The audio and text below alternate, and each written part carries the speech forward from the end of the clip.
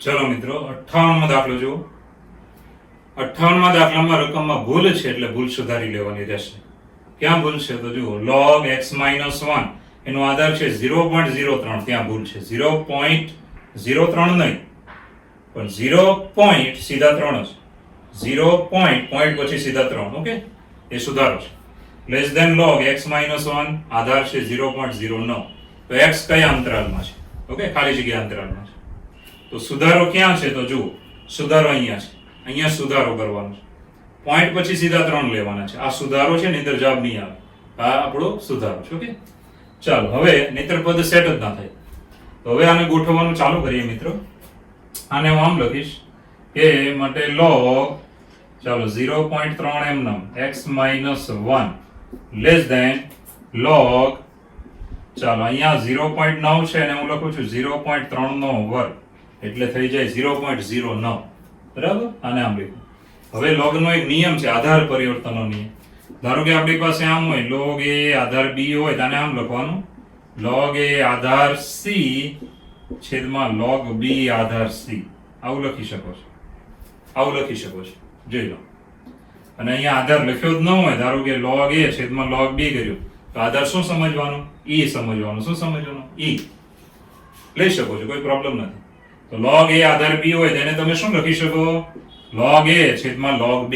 આવી રીતે મિત્રો હું આને લખીશ, ધ્યાન આપજો, આને લખું છું બંનેને. તો માટે આવશે log x - 1 આધાર ન લખ્યો હોય તો શું સમજવાનું? e છેદમાં log 0.3 less than log x - 1 છેદમાં log 0.3 ની 2 ઘાત. ઓકે, હવે તમે જાણો છો કે આમાં જે ઉડી જાય તેને ઉડાડવાનું છે, નવું કંઈ નથી. ખાસ ધ્યાન આપજો. સૌપ્રથમ વિચારો ખાસ કે x વાળું નહીં ઉડાડવાનું, આ અચળ ઉડાડવાનું આવશે. તો આ બે ને હું આગળ લઈશ, ધ્યાન આપજો. ડાબી બાજુ હમણાં જેમ છે તેમ log x - 1. ઘણા કે સાહેબ ઉપર નહીં ઉડી જાય ને તો એ ઉડી જશે, તમે જવાબ શું લાવશો? આપણી પાસે માંગ્યું છે x કયા અંતરાલમાં છે, તો x જ તમે ઉડાડી નાખો છો, તો જવાબ ક્યાંથી લાવશો? આવું જાદુ નહીં કરવાનું. ઓકે, તો જાદુગર બનવાનું મન થાય ને તો જરાક અલગથી વેકેશનમાં ટાઈમ કાઢીને બનજો. ઓકે, અત્યારે ખાલી ધ્યાન રાખો કે જ્યારે પણ આવું ઉડાડો ને ત્યારે વિચારવાનું કે હું શું ઉડાડું છું, એના પર જ વિચારવાનું. નહીતર તમે ઉડાડી નાખશો તો જવાબ આવશે નહીં.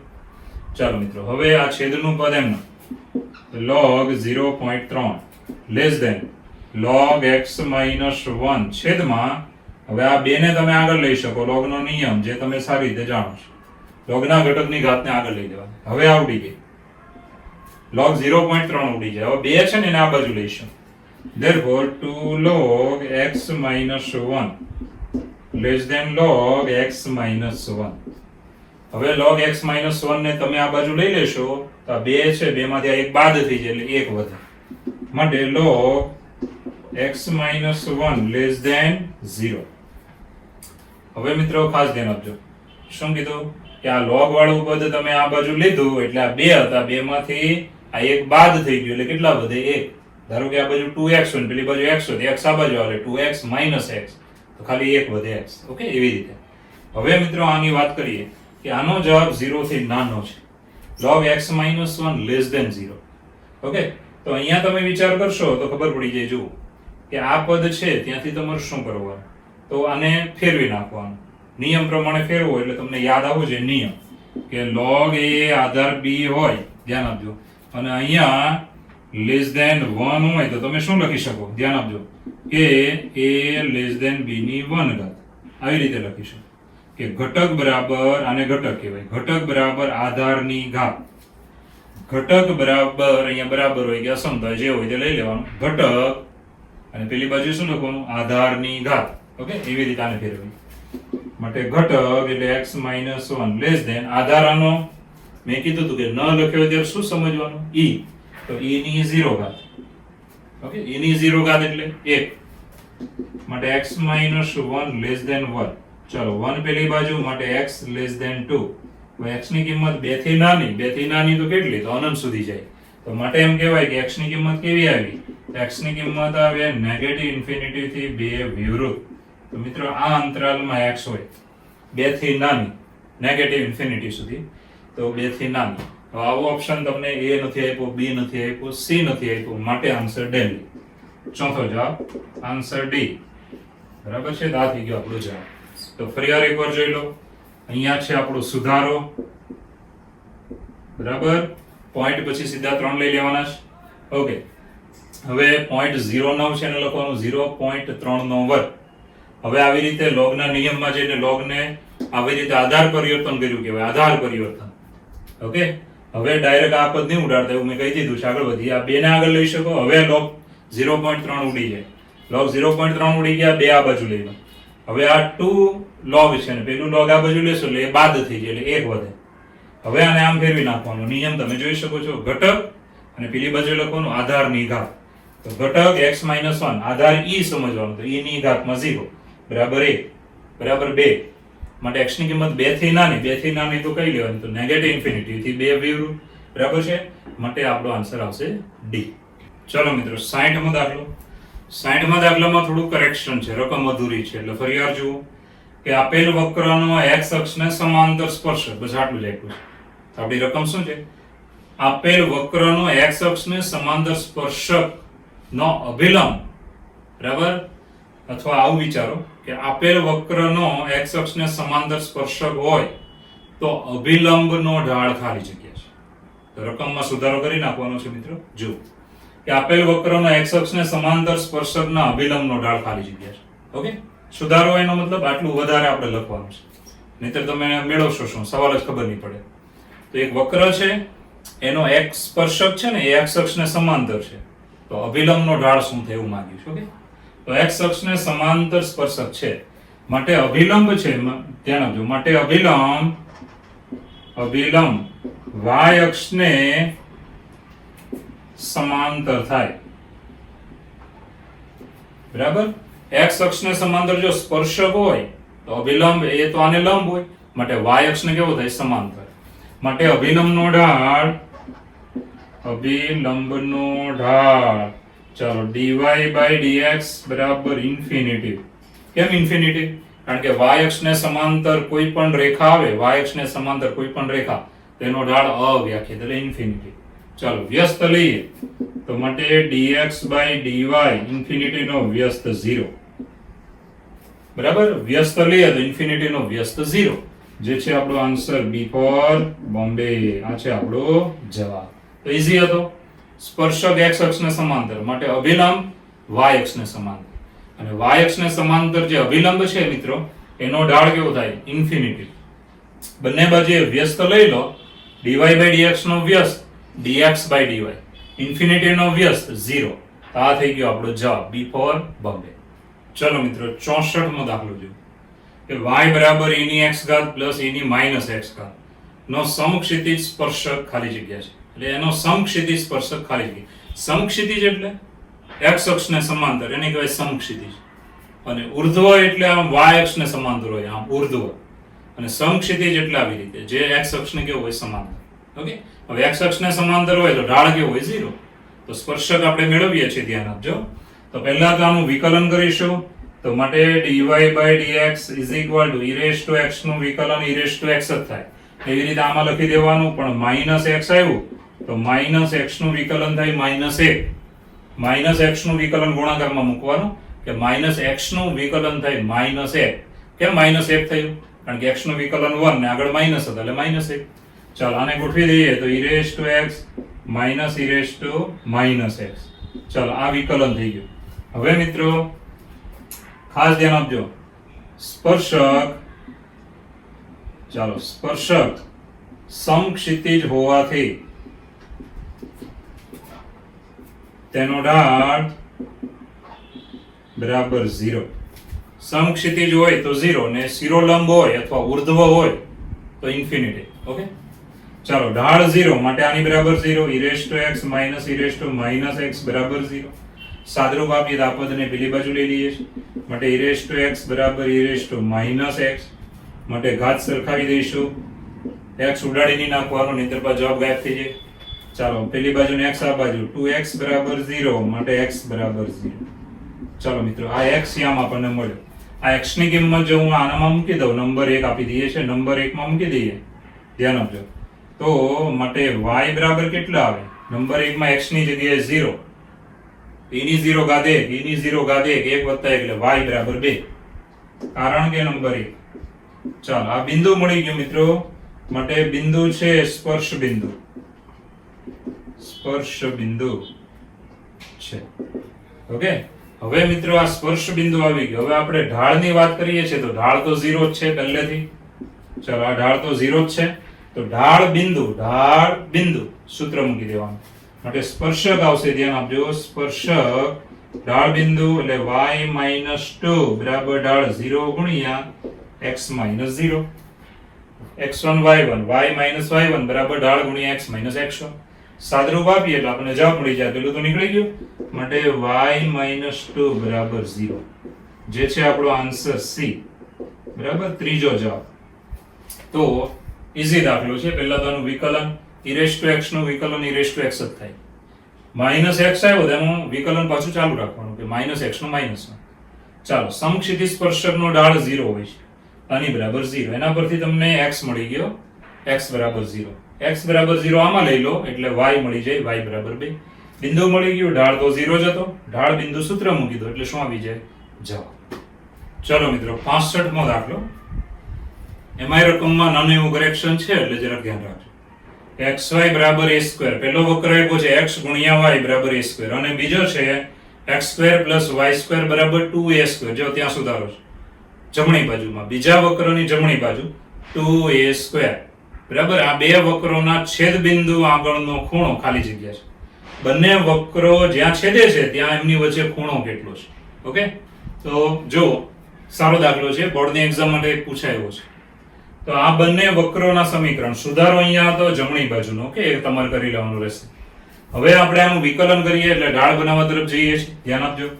આનું વિકલન કરીએ તો ભાઈ ગુણાકારનો કાર્ય નહીં. પહેલું પદ એમ નામ, બીજા પદનું વિકલન y નું dy/dx પ્લસ બીજું પદ એમ નામ x નું વિકલન 1, જમણી બાજુએ અચળ a² નું 0.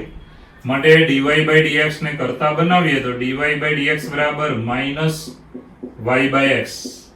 ચાલો, -y/x. ઓકે, હવે આ બાજુ વિકલન કરીશું. ઘાત આગળ, ઘાતમાંથી એક બાદ, y², એમાં પણ ઘાત આગળ, ઘાતમાંથી એક બાદ, અને y છે માટે dy/dx. જમણી બાજુએ અચળ પદનું વિકલન 0. ચાલો, બધામાંથી 2 ઉડી જાય અને આને ગોઠવી દઈએ તો dy/dx બરાબર આવે -x/y. ચાલો, બંનેમાં dy/dx મળી ગયું છે. હવે આ બંને વક્રો જે આપ્યા છે મિત્રો, એનું છેદ બિંદુ આપણે ધારી લેવાનું. ધારો કે હું x1 y1 ધારું છું. ચાલો, બંને વક્રોનું છેદ બિંદુ ધારો કે x1 y1 છે. હવે છેદ બિંદુ x1 y1 મેં લઈ લીધું છે. ઓકે, તો આ બિંદુ વડે બંને વક્રોનું સમાધાન થાય. કેમ સમાધાન થાય? કારણ કે છેદ બિંદુ છે એટલે પહેલા વક્ર પર હોય ને બીજા પર હોય. વક્ર પરનું બિંદુ વક્રના સમીકરણનું સમાધાન કરે. ચાલો, આમાં મૂકી દઈશું. તો માટે x1 y1 બરાબર a². બરાબર, આને નંબર આપી દઈએ 1. તથા આમાં મૂકીએ બીજા વક્રમાં તો x1² + y1² બરાબર 2a². ચાલો, આને નંબર આપી દઈશું 2. બરાબર, 1 અને 2. હવે x1 y1 આગળ પહેલા વક્રના સ્પર્શકનો ઢાળ બનાવવાનો, જેને આપણે નામ આપીએ m1 બરાબર dy/dx x1 y1. ચાલો, પહેલા વક્રના સ્પર્શકનો ઢાળ તો આમાં મૂકી દેવાનો. તો આની બરાબર આવે y ની જગ્યાએ y1 ને x ની જગ્યાએ x1. ચાલો, m1 મળી ગયો. અને x1 y1 આગળના બીજા વક્રના સ્પર્શકનો ઢાળ એટલે એના વિકલનમાં પાછું x1 y1 મૂકવાનું, જેને નામ આપીએ છીએ m2 બરાબર dy/dx x1 y1. ચાલો, હવે આ કિંમત આમાં મૂકી દઈશું તો બરાબર આવે -x1 ના છેદમાં y1. આ શું મળ્યા? તો ઢાળ મળ્યા. બંને વક્રના છેદબિંદુ આગળના સ્પર્શકોના ઢાળ. બંને વક્રો અહીંયા છેદે તો છેદબિંદુ આગળ બંનેના સ્પર્શક હોય, તે સ્પર્શકોના ઢાળ મળ્યા. હવે આ સ્પર્શકો વચ્ચેનો ખૂણો ધારો કે હું થીટા લઉં છું. ખૂણો થીટા લેતા સૂત્ર બધાને આવડે છે. tan θ = mod of m1 - m2 છેદમાં 1 પ્લસ m1 m2 આવી રીતે. હવે આપણે કિંમત મૂકી દઈશું. m1 અને m2 ની કિંમત તમે જોઈ શકો. m1 અને આ છે m2, બરાબર. આ કિંમત આપણે મૂકી દેવાની. તો ઇઝ ઇક્વલ ટુ m1 ની કિંમત છે -y1 by x1, m2 ની કિંમત છે -x1 by y1, અને માઇનસ માઇનસ વચ્ચે શું થઈ જાય? પ્લસ. તો પ્લસ x1 by y1. ચાલો સાદરૂપમાં આગળ વધીશું. છેદમાં 1 પ્લસ, ચાલો m1 ગુણ્યા m2 છે, તો અહીંયા આવશે -y1 by x1 ગુણ્યા -x1 by y1. ચાલો હવે છેદમાં તો જુઓ તો બંને ઉડી જાય, minus minus plus, y1 y1, x1 x1 ઉડી જાય. અંશમાં આપણે લસા લઈશું, તો બરાબર આવશે મોઢો. ચાલો -y1 square plus x1 square, આના છેદમાં x1 y1 ના છેદમાં 1 પ્લસ 1. બરાબર, ઉડી જાય એટલે અહીંયા 1 જ વધે ને, એટલે 1 પ્લસ 1. ચાલો સાદરૂપમાં આગળ વધીશું, ધ્યાન રાખજો. તો અંશમાં હવે ગોઠવીને લખીએ ને, છેદમાં 1 વત્તા 1 કેટલા થાય? 2. તો બરાબર આવશે, ચાલો મોઢ x1 square minus y1 square છેદમાં, ચાલો છેદમાં છે 2 ગુણ્યા x1 y1. આવી રીતે. હવે અહીંયાથી તમારે બુદ્ધિ વાપરવી પડે, નહીંતર તમે જવાબ લાવી શકો નહીં. તો બુદ્ધિ શું વાપરવાની? તો આવી રીતે સોલિડ બુદ્ધિ વાપરવી પડશે. આ પદને થોડુંક આપણે ફેરવીને લખીશું. કઈ રીતે? જુઓ, તો અંશનું પદ ફેરવવું પડે. ઘણા કે શા માટે ફેરવવું પડે? આ નંબર 1 નંબર 2 કોઈ ફેશનમાં નથી, આને વાપરવા છે મિત્રો, એટલે આપણે કિંમત એ રીતે બનાવવી પડશે. જુઓ, તો છેદમાં તો કિંમત આવી જ ગઈ, જુઓ, પણ અંશમાં બનાવવી પડે, કારણ કે અહીંયા તો પ્લસ છે અને આમાં માઇનસ છે. આપણે એને ગોઠવવું પડશે. ગોઠવવા માટે શું કરીએ? જુઓ, આવી રીતે કે મોડ ઓફ, હવે આને મેં આમ લખ્યું કે ભાઈ ધ્યાન અહીંયા જ રાખજો, પેલું પદ છે લઈ લીધું x square, x1 square plus y1 square. ધારો કે એ પદ મેં લઈ લીધું, બરાબર, પણ અહીંયા તો વચ્ચે માઇનસ હતા. તો મિત્રો હવે આપણે આનો વર્ગ ધારો કે મેં કરી નાખ્યો, તો પૂર્ણાંક પદાવલીમાં 4 ઘાત થઈ જાય છે. તો આપણે તો 2 ઘાત છે પાછી, એટલે વર્ગમૂળમાં પાછું જવું પડશે. ધ્યાન આપજો, વર્ગમૂળમાં. ચાલો હવે તમે અહીંયાથી મધ્યમ પદ શું આવે? 2x1 square y1 square. તો આપણે અહીંયા લાવવા પડે -2x1 સ્ક્વેર y1 સ્ક્વેર. તો ધ્યાન આપજો, આપણે મૂકવું પડે -4x1 સ્ક્વેર y1 સ્ક્વેર. હવે મિત્રો મેં તમને પહેલા કીધું કે સોલિડ આઈડિયા ગણાય, ધ્યાન રાખજો. હવે તમે વિચાર કરો, ધ્યાન આપજો, વિચાર કરો એટલે આનું સાદરૂપ આપો એમ કહું છું. વિસ્તરણ કરી નાખો તો ભાઈ x1 ની 4 ઘાત પ્લસ 2 ગુણ્યા x1 square y1 square plus y1 ની 4 ઘાત. હવે 2x1 સ્ક્વેર y1 સ્ક્વેર આમાંથી કાઢી નાખો તો -2x1 સ્ક્વેર y1 સ્ક્વેર. ફરીવાર પૂર્ણ વર્ગ પદાવલી આવી. શું લખવાનું? x1 square minus y1 square આખાનો સ્ક્વેર. વર્ગ અને વર્ગમૂળ કાઢી નાખો એટલે એક્ઝેક્ટ આ પદ આવી જાય, x1 square minus y1 square.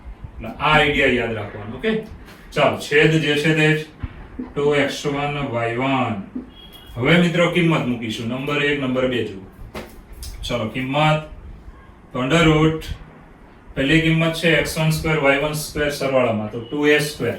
તો અહીંયા આવ્યું 2a સ્ક્વેર ની 2 ઘાત -4 x1 y1 ની કિંમત a સ્ક્વેર છે, પણ અહીંયા વર્ગ છે એટલે a સ્ક્વેર નો વર્ગ છેદમાં, ચાલો આના છેદમાં x1 y1 એટલે a સ્ક્વેર. ચાલો કિંમત મૂકી, કારણ કે 1 2. હવે મિત્રો અંશ જુઓ, 4a ની 4 ઘાત 4a ની 4 ઘાત 0. ચાલો અંશનું પદ થઈ ગયું 0 છેદમાં 2a સ્ક્વેર. અંશ 0 માટે આનો જવાબ 0. હવે આ કોની બરાબર આવ્યું? તો tan થીટા બરાબર 0. તો માટે થીટા બરાબર શું આવી શકે? થીટા બરાબર 0 કે પાઈ. આ એંગલ આવી શકે 0 કે પાઈ.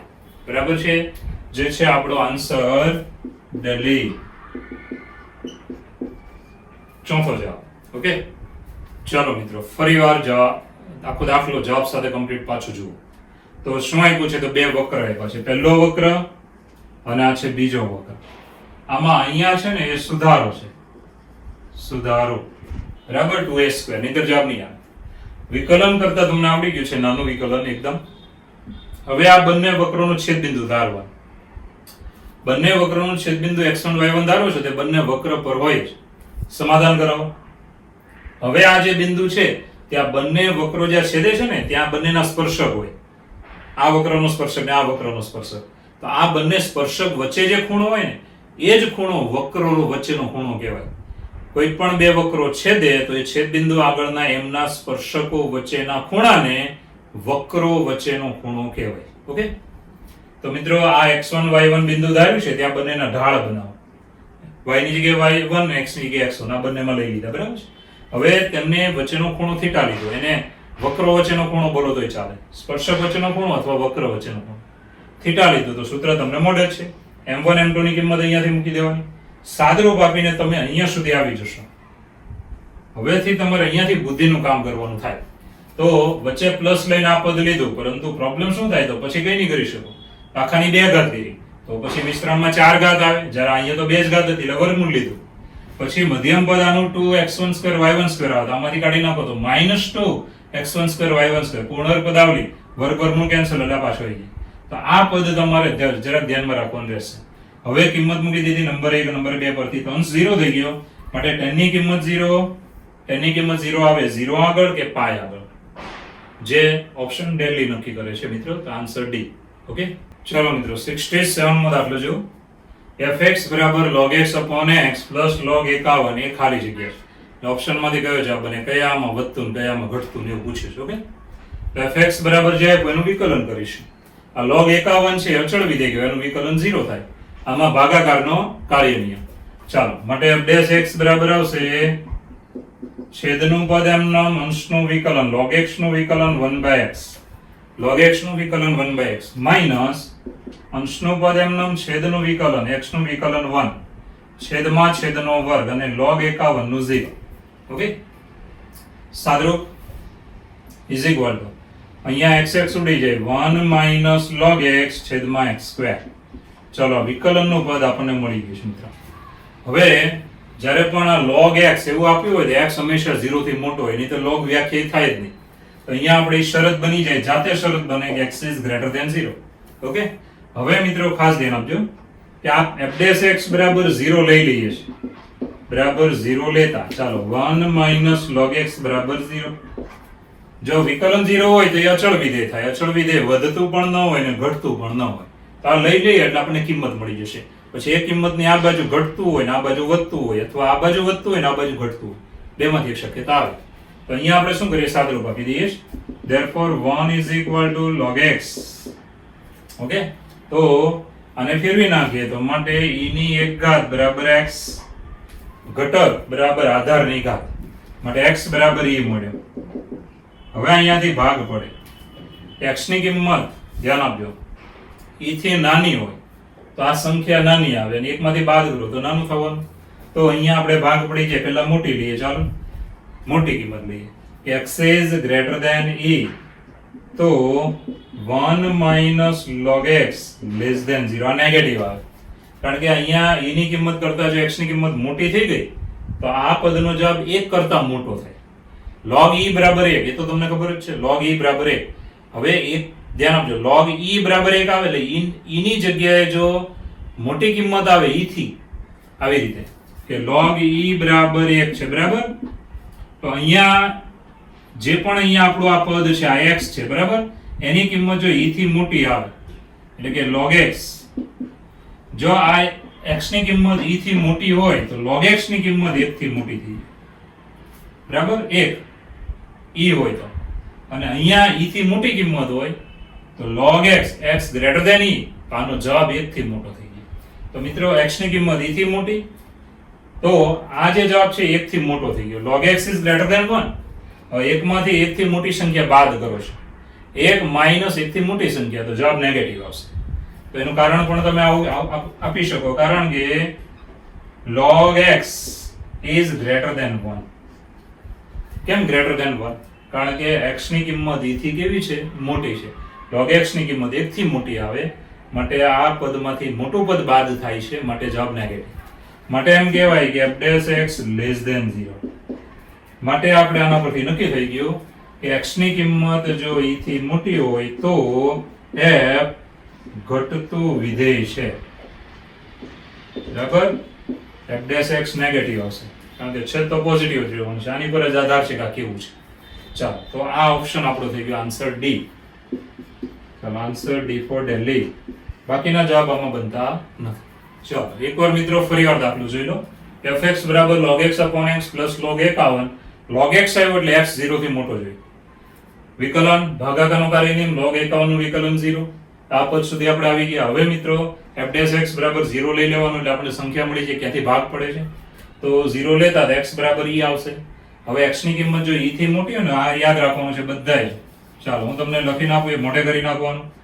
x is greater than e તો log x is greater than 1 અને x is less than e 0 થી મોટો હોય પણ e સુધી હોય તો log x less than 1.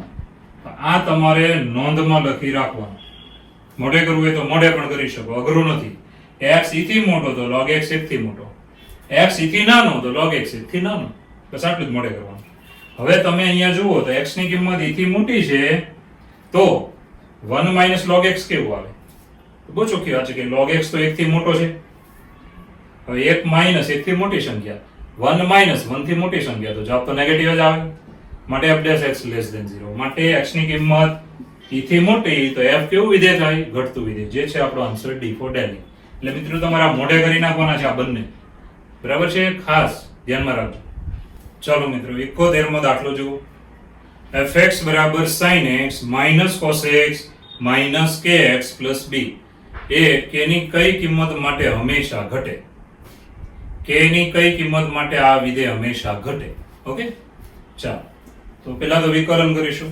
Okay, તો વિકલન બોયઝ f' sin નું cos અને cos નું શું થાય? માઈનસ sin એટલે minus minus plus sin x. kx નું k અને પેલા b નું 0 એ લખવાની જરૂર નથી. kx નું k કેમ આવ્યું? કારણ કે x નું 1 થાય, 1 ગુણ્યા k એટલે k. હવે મિત્રો આમાં સાદરૂપમાં આગળ વધીશું, ધ્યાન આપજો. તો આ cos plus sin છે એની કિંમત આપણે નક્કી કરીએ છીએ. તો √2 વડે ગુણીશું અને √2 વડે ભાગીશું. ધ્યાન આપજો. sin x નું આગળ લઈ લઉં છું કે sin x into 1/√2 plus cos x into 1/√2 minus k. √2 વડે ગુણ્યું, √2 વડે ભાગ્યું. હવે આપણે એક સૂત્ર બનાવવાનું જે ધોરણ 11 માં તમે ભણ્યા છો કે sin alpha plus beta બરાબર શું આવે? sin alpha cos beta plus cos alpha sin beta. તો sin alpha cos beta અહીંયા cos pi by 4 મૂકવાનું plus cos alpha sin beta અહીંયા મૂકવાનું sin pi by 4. એટલે સૂત્ર બની જાય. તો આની બરાબર આવશે √2 ચાલો sin x cos pi by 4 plus cos x sin pi by 4 minus k. આવી રીતે હવે આ સૂત્ર બની ગયું sin alpha plus beta તો is equal to √2 sin x plus pi by 4 minus k. હવે મિત્રો આનું એનાલિસિસ માં કરીને આગળ વધીએ તો f' less than 0 કરવાનું છે. તો આની મોટામાં મોટી sin ની કિંમત કેટલી આવે? તો sin નો વિસ્તાર તમને ખબર છે કે sin ની કિંમત -1 થી 1 માં જ આવે. બરાબર છે? એટલે 1 અને 1 થી તો નાની જ આવવાની છે. તો ખાસ ધ્યાન આપજો. તો આપણે અહીંયા આ જે પદ છે એની મહત્તમ કિંમત 1 લઈ લઈએ છીએ કે sin ની મહત્તમ કિંમત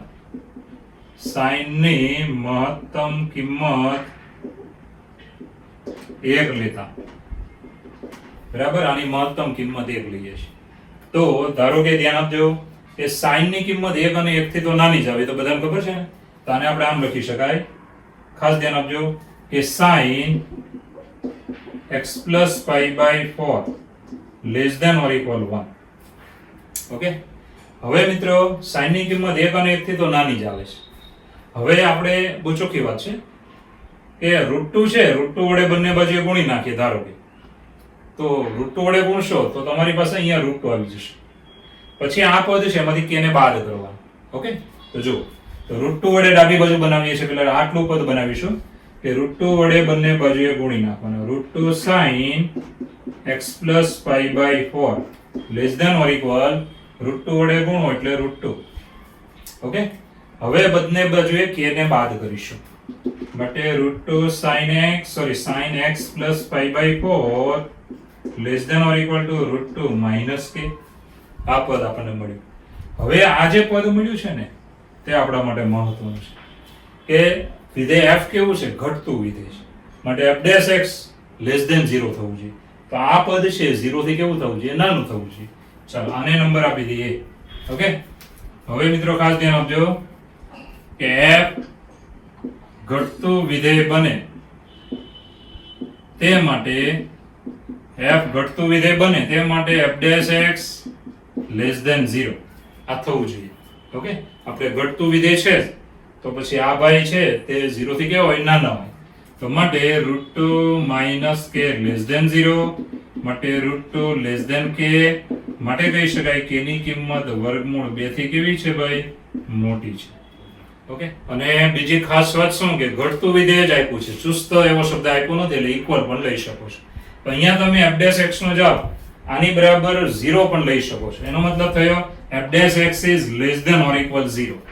ખાલી ઘટતું આપ્યું છે ને રકમમાં, એટલે ચુસ્ત ઘટતું હોય તો ઇક્વલ નહીં લેવાનું. તો મિત્રો અહીંયા ઇક્વલ પણ લઈ શકો છો. એટલે ઇક્વલ હું લઈ લઉં છું એટલે એક્ઝેક્ટ આપણો જવાબ બનશે. ધ્યાન આપજો કે ની કિંમત વર્ગમૂળ 2 અથવા વર્ગમૂળ 2 થી મોટી. હવે વર્ગમૂળ 2 લેશો તો આ 0 થઈ જાય. ઓકે, પરંતુ યાદ રાખજો કે આપણે જે નિયમ ભણ્યા છીએ ટેક્સ્ટ બુકમાં એમાં ખાલી ગ્રેટર ધેન અને લેસ ધેન જ હતું. જ્યારે અત્યારે તમારે શું આમાં ઇક્વલ સાથે આ લોકો લઈ લે છે, અને ઇક્વલ લઈ લે છે એટલે તમારે યાદ રાખવાનું કે ઇક્વલ સાથે લખેલું હોય તો ખાલી ઘટતું કે વધતું એટલું જ બોલવાનું, અને ઇક્વલ ન હોય તો ચુસ્ત ઘટતું અથવા ચુસ્ત વધતું બંનેમાં ફરક શું? તો ઘટતું વધતું એવી વસ્તુ છે કે કોઈ વિધેય આવી રીતે વધતું જાય પછી પાછું ઘટીને પાછું વધતું જાય તો આપણે આને વધતું ગણીએ છીએ. અને ઘણા વિધેય એવા હોય કે આમાં વચ્ચે કાંઈ આવે જ નહીં, સીધે સીધું વધ્યા જ કરે. બરાબર, આમ સીધે સીધું વધ્યા જ કરે તો આને ચુસ્ત વધતું કહેવાય. અને આમાં તો જુઓ તમે વચ્ચે ક્યારેક છે ને ઘટે નહીં પણ આમ સ્થિર થઈ જાય.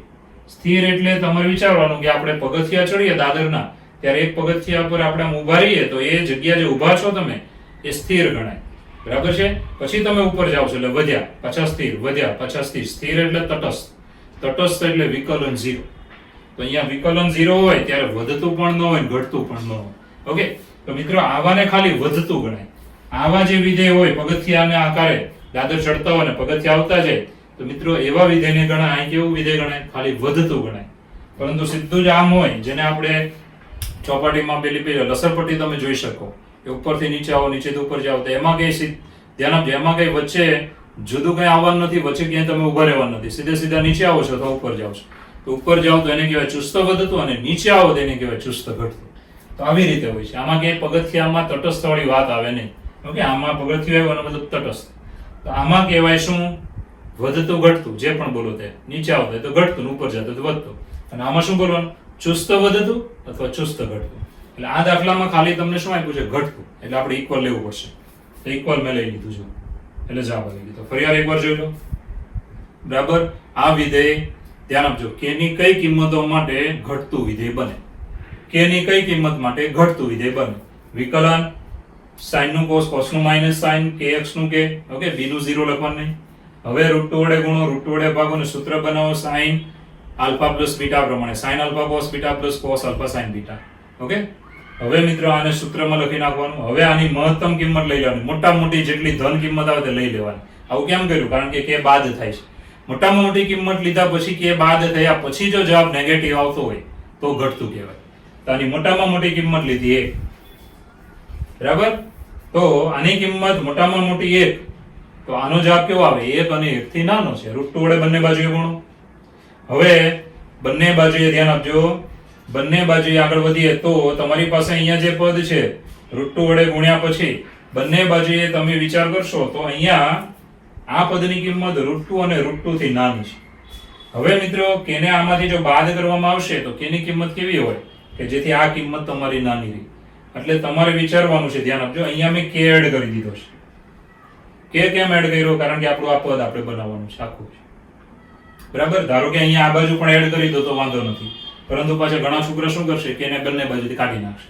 એટલે આપણે એક કામ કરીએ છીએ, આ પદ છે ને તે ધ્યાન આપજો આટલું પદ છે આપણું, માટે આને આનામાંથી જો k ને બાદ કરવામાં આવે, ધ્યાન આપજો, તો તમારું આખું પદ તમે અહીંયા લખી શકો છો.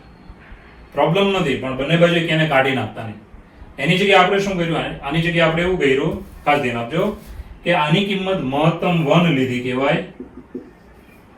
તો આ ગુણાકાર કરો તો કેટલા આવે? √2. હવે √2 આવે છે તો મિત્રો આને આપણે આમ લખીએ છીએ કે √2 - 1. ધારો કે અહીંયા તમે સમતુલ્ય મૂકી શકો છો, બરાબર. આની જગ્યાએ 1 લઈ લીધો અને k ને બાદ હવે હું કરી દઉં તો તમે ઉડાડતા નહીં મહેરબાની કરીને કે -k. ચાલો, બરાબર. બંને બાજુએ k ને બાદ કર્યું એવું સમજવા. તો આની બરાબર સમતુલ્ય આ થશે, કારણ કે આની sin ની કિંમત કેટલી લીધી 1, એટલે વધ્યો શું? √2 - k. ચાલો, લઈ લીધો. ઓકે. હવે મિત્રો આગળ વધીએ. આ નિશાની શેની છે તો ખબર પડી જાય ને, 3 ડેશ કરો એટલે સમતુલ્ય અથવા સમકક્ષ, અંગ્રેજીમાં ઇક્વિવેલન્ટ. હવે મિત્રો આગળ વધીએ તો f ઘટતું વિધેય છે માટે f' less than or equal 0. આને સમતુલ્ય આ પદ છે લઈ લેવાનું. પછી k પેલી બાજુ ફેરવીને લખો એટલે k ની કિંમત √2 ને √2 થી મોટી મળે. ઓકે, આ થઈ ગયો આપણો જવાબ. ચલો મિત્રો, હવે છેલ્લી વખત એક વખત આમ તમને ડિફિકલ્ટ ભાગ એકવાર ફરીવાર સમજાવી દઉં છું. જો કે sin ની કિંમત 1 અને 1 થી નાની હોય, મોટા મોટી કિંમત 1 જ હોય તો આપણે આ લઈ લીધું. હવે બંને બાજુએ √2 વડે ગુણો. હવે બંને બાજુએ k ને બાદ કરો. k ને બાદ કરશો એટલે અહીંયા છે ને વચ્ચે ઇક્વલ, લેસ ધેન ને એવું નહીં મૂકતા ગઈ. આને સમતુલ્ય પદ મળ્યું, કારણ કે આની મોટામાં મોટી કિંમત 1 લઈ લીધી છે. ઓકે, 1 લીધી માટે આ મળ્યું છે. હવે આ પદ છે એ કેવું થાય તો લેસ ધેન ઓર ઇક્વલ 0, કારણ કે ઘટતું વિધેય છે એના પરથી તમને કિંમત મળે છે. મિત્રો, અને આ જવાબ આપણો છે આન્સર B ફોર બોમ્બે. આ થઈ ગયો આપણો જવાબ. અને ઘણા છોકરા એમ કે સાહેબ અહીંયાથી ડાયરેક્ટ 1 લઈને ડાયરેક્ટ આ લઈ લઉં તો ચાલે, કઈ વાંધો નહીં. આ તો મેં તમને સમજ આપી કે આ ભાગ છે તે સમજ છે, એ સમજમાં આવી જાય. ઓકે, ન આવે તો તમારે અહીંયાથી લઈ લેવાનું કે √2 ગુણ્યા 1 - k, એટલે √2 - k f' ની બરાબર તમે લઈ શકશો. ઓકે, એટલે આ લખો અને સીધો આ લખો. પરીક્ષામાં એ જ કરવાનું હોય. આ સમજ છે, આ સમજ, બરાબર. સમજમાં આવે એ જરૂરી નથી હોતું. ક્યારેક બહુ ડેન્જર સમજ હોય તો સમજમાં ન આવે તો તમારે ડાયરેક્ટ વિચારવાનું રહેશે. ઓકે, કે આની કિંમત મોટા મોટી 1 લઈ લેવાની, પછી તમે આમાં લઈ લો અને સમજાઈ જાય બેસ્ટ. ઓકે, ચલો મિત્રો, 73મો દાખલો જુઓ. શું કીધું છે કે વક્ર x² + xy + y² = 7 ના અવસ્પર્શકની લંબાઈ 1 - 3 બિંદુએ. હવે તમને પહેલો શબ્દ આવ્યો અવસ્પર્શક, એટલે ખબર હોય કે ન હોય હું તમને સમજ આપી દઉં છું. ઓકે, ચાલો જુઓ. તો પહેલા તો એક વક્ર આપ્યો છે અને આ બિંદુ આપ્યું છે. આ વક્રના આ બિંદુ આગળના અવસ્પર્શકની લંબાઈ, એના વિશે જરા થિયરિકલ પોઈન્ટ છે, જોઈ લેજો. ધારો કે મિત્રો, ખાસ ધ્યાન આપજો, ખાસ જુઓ કે આ વક્ર છે, વક્ર. રેડી? હવે મિત્રો આનો સ્પર્શક હોય આવી રીતે, આ સ્પર્શક, બરાબર. હવે મિત્રો ધારો કે આ સ્પર્શક છે તો અહીંયા એનો અભિલંબ પણ હોય, તો છેદ બિંદુમાંથી આને લંબ રેખા એને કહેવાય અભિલંબ. આ કોણ છે તો અભિલંબ. આ બંને લંબ હોય. ઓકે, હવે મિત્રો અક્ષો હોય ને એના આધારે વાત થાય છે. તો ધારો કે આપણી પાસે અક્ષો છે, x અક્ષ અને આ છે y અક્ષ, અને આ ઉગમ બિંદુ. બરાબર, આટલું મગજમાં આવી જવું જોઈએ કે વક્ર, સ્પર્શક, અભિલંબ અને અક્ષો છે. હવે તમારે શું કરવાનું કે આ જે સ્પર્શ બિંદુ P છે ત્યાંથી એક લંબ રેખાખંડ દોરવાનું x અક્ષ પર. બરાબર. હવે જે અહીંયાથી હું નામ આપું છું એ ખાસ મહત્વના, Q, R અને આ S. એમાં જે QR જે છે, QR બરાબર અવસ્પર્શકની લંબાઈ, અવસ્પર્શકની લંબાઈ કેટલો ભાગ તો આટલો ભાગ. ઓકે, અને જે RS છે, RS એને કહેવાય અવાભિલંબની લંબાઈ, અવાભિલંબની લંબાઈ. ઓકે, હવે મિત્રો બંનેના સૂત્ર તમારું મોઢે રાખવાના છે. સૂત્ર આમાં હું આપી દઉં છું. બરાબર, અવસ્પર્શકની લંબાઈ બરાબર શું? અવસ્પર્શકની લંબાઈ બરાબર મોડો y ના છેદમાં dy/dx. જે પણ બિંદુ આપ્યો એનો y આમ છેદમાં dy/dx, એ બિંદુ આગળના સ્પર્શકનો ઢાળ. ઓકે, ચાલો હવે અવાભિલંબની લંબાઈ એનું સૂત્ર તમે મોઢે કરી નાખજો, is equal to મોડો y ગુણ્યા dy/dx.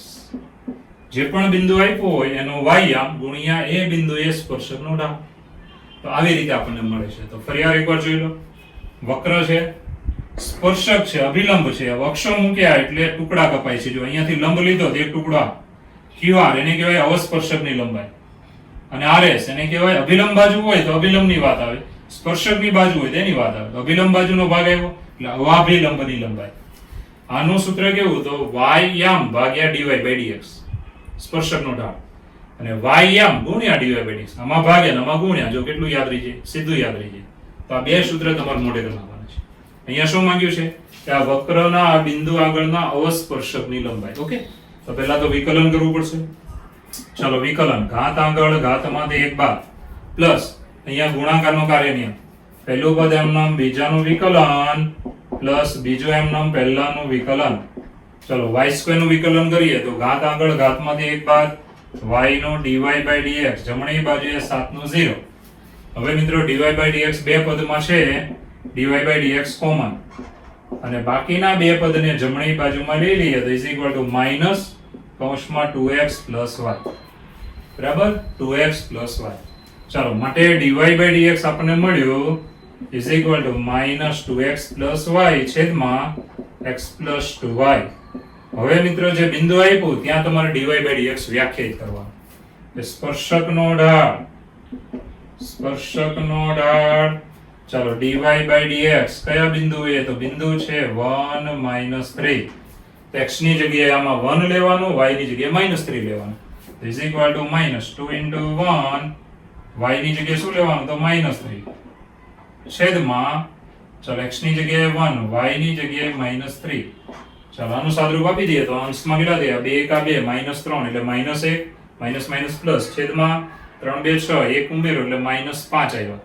-5 ઉપર કેટલો આવ્યો તો ભાઈ 1, તો અહીંયા થઈ ગયો -1/5.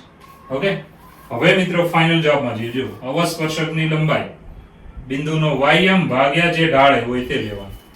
તો ચાલો એ 1 - 3 આગળ અવસ્પર્શકની લંબાઈ, અવસ્પર્શકની લંબાઈ બરાબર મોડો. ચલો y બિંદુનો કેટલો છે -3 છેદમાં dy/dx આ બિંદુએ કેટલું આવ્યું તો -1/5. ચાલો મિત્રો હવે 5 ઉપર જશે, 5 3 15 ને મોડોક છે એટલે લંબાઈ હંમેશા ધન જ હોય. તો આ છે 15, એ છે આપણો જવાબ, જે છે આન્સર ડેલી. તો જવાબ છે ડી. હવે મિત્રો ટેક્સ્ટ બુક ના ચેપ્ટરમાં તો આવું કઈ આવ્યું નથી, એટલે આ બે સૂત્ર મોઢે કરો. અવસ્પર્શકની લંબાઈ y ભાગ્યા સ્પર્શકનો ઢાળ, એ બિંદુએ સ્પર્શકનો ઢાળ એટલે કે dy/dx, y ભાગ્યા dy/dx. અવાભિલંબની લંબાઈ વાળો દાખલો કોઈ પૂછે તો તમારે શું કરવાનું y ગુણ્યા dy/dx, બરાબર છે. આવી રીતે ગણવાનું દે. પહેલા તો વિકલન કરીને dy/dx લાવો, પછી આ બિંદુએ dy/dx બનાવવાનું, સ્પર્શકનો ઢાળ મેળવો, પછી સીધો જવાબ જ આવે કે આ બિંદુ આગળના અવસ્પર્શકની લંબાઈ, બરાબર અવસ્પર્શકની લંબાઈ કે y બિંદુનો y કેટલો -3 ભાગ્યા dy/dx જે બન્યું તે લઈ લેવાનું એટલે જવાબ આવી જશે. અને લંબાઈ હંમેશા ધન હોય એટલે માનાંક છે, બરાબર છે. નેગેટિવ હોય તો જવાબ કેવો કરવાનો પોઝિટિવ. તો આ જવાબ છે આપણો આન્સર ડી ફોર ડે. ચલો મિત્રો 75 માં દાખલાની રકમ જુઓ. સમીકરણ એક આપ્યું છે કે 3x² + 4x + b = 0. હવે આ સમીકરણમાં કરેક્શન છે, સુધારો છે. ક્યાં સુધારો છે તો પેલો છેલ્લો b લખ્યો ને ડાબામાં b, એની સાથે ગુણાકારમાં x, બરાબર. ખાલી 2 લખ્યો છે તો સાથે શું મૂકવાનું x. ચાલો એટલે સમીકરણ કેવું થશે કે 3x² + 4x + bx = 0. ને માત્ર એક જ બીજ હોય જો અંતરાલ છે વિરુદ્ધ અંતરાલ 0 થી 1 માં તો ખાલી જગ્યા. એનો મતલબ કઈ શરતનું પાલન થવું જોઈએ તો આનું એક જ બીજ આવે. તો રકમને જરાક આવી રીતે હું બોલું છું કે વિરુદ્ધ અંતરાલ 0 થી 1 માં સમીકરણ 3x² + 4ax + bx = 0 ને માત્ર એક જ બીજ હોય તો ખાલી જગ્યા. તો કઈ શરતનું પાલન થવું જોઈએ? હવે માત્ર એક જ બીજની વાત આવે ને ત્યારે હંમેશા યાદ રાખવાનું કે વિકલનમાં વિકલન બરાબર 0 થાય એ બીજ મૂકો એટલે હંમેશા 0 થાય. f' x બરાબર હંમેશા 0 થાય. ઓકે, તો જો સમૃદ્ધ અંતરાલ નથી, અહીંયા વિરુદ્ધ વિકલન હોય ને ત્યારે વિવૃત જ આવે. તો 0 થી 1 માં સમીકરણ, આ સમીકરણમાં સુધારો હતો મિત્રો અહીંયા bx એટલે આ સુધારો છે, બરાબર. ખાલી b છાપ્યો છે રકમમાં, સાથે x આવશે. ને માત્ર એક જ બીજ હોય તો f dash x બરાબર 0 100% થાય. એક જ બેજ હોય તો એના વિકલનની વાત આવે તો વિકલન એ સંખ્યા આગળ હંમેશા 0 થાય, તો એક જ બેજ મળે. હવે મિત્રો રોલના પ્રમેયની શરતનું પાલન થાય. જો f dash x 0 હોય તો રોલના પ્રમેયની શરતનું પાલન થાય. રોલના પ્રમેયની શરતો 3 છે, પહેલી, બીજી ને ત્રીજી, કે સંવૃતમાં સતત, આમાં સતત, વિવૃતમાં વિકલનીય, માં વિકલનીય, બરાબર, અને f of a બરાબર f of b, આ ત્રણ શરતનું પાલન થઈ જાય તો જ f dash c બરાબર 0 થાય. બરાબર, તો f dash x તો 0 છે જ, કારણ કે એક બીજ મળે છે એટલે હંમેશા ત્યાં 0 હોય જ. તો મિત્રો આ થઈ ગયું છે, આ થઈ ગયું છે, તો આ શરતોનું પાલન નહીં થવું જોઈએ. હવે વિકલનીય વિધેય હોય તો હંમેશા એ સંવૃતમાં પાછું સતત હોય જ, 100% સતત હોય, કારણ કે સતતનું જ વિકલન થાય. એનો મતલબ વિકલનીય હોય એટલે સતત હોય જ, એટલે આ બેનું પાલન થઈ ગયું. તો આ એક શરત આપણે હવે લેવાની રહે. તો મિત્રો રોલના પ્રમેયની શરતોનું પાલન થાય છે, માટે આ ત્રીજી શરત લઈ લેવાની, f of a બરાબર f of b. તો બાઉન્ડ્રીઝ લેવાની, f of 0 a બરાબર 0 અને b બરાબર a. હવે 0 લઈએ આની અંદર, તો પહેલા તો fx તો હોવું જોઈએ ને. તો આ સમીકરણની ડાબી બાજુને કહેવાય fx, જમણી બાજુમાં હંમેશા 0 જ રાખવાનો. કોઈ સંખ્યા હોય તો ડાબામાં લઈ લેવાની. અને હવે બને ડાબા એટલે fx. ચાલો આ ડાબા છે fx, fx માં આપણો સુધારો તો bx છેલ્લે. ઓકે, હવે મિત્રો x ની કિંમત 0 લેવાની, આની અંદર 0 લઈ લેવાનું, પછી 1 લઈ લેવાની. ઓકે, 0 લેશો તો ડાબા આખી 0 થઈ ગઈ. જમણી બાજુએ 3 એકા 3, 4a અને b. હવાને ગોઠવીને લખો એટલે 4a + b + 3 બરાબર 0, જે છે આપણો આન્સર b ફોર બોમ્બે. તો દાખલો સહેલો છે. કોઈ પણ સમીકરણ હોય અને એને વિવૃત અંતરાલ જે પણ આપ્યું એમાં માત્ર એક જ બીજ હોય તો f dash x 0 લઈ લેવાનું. એટલે રોલના પ્રમેયની ત્રણેય શરતોનું પાલન થાય. એમાં ત્રીજી શરત લઈ લેવાની, બંને બાઉન્ડ્રી આમાં લઈ લો, વિધેય બનાવો, ડાબી બાજુને વિધેય કહેવાય, કિંમત લઈ લો એટલે જવાબ આવી જશે. તો આ થઈ ગયો આપણો જવાબ બી.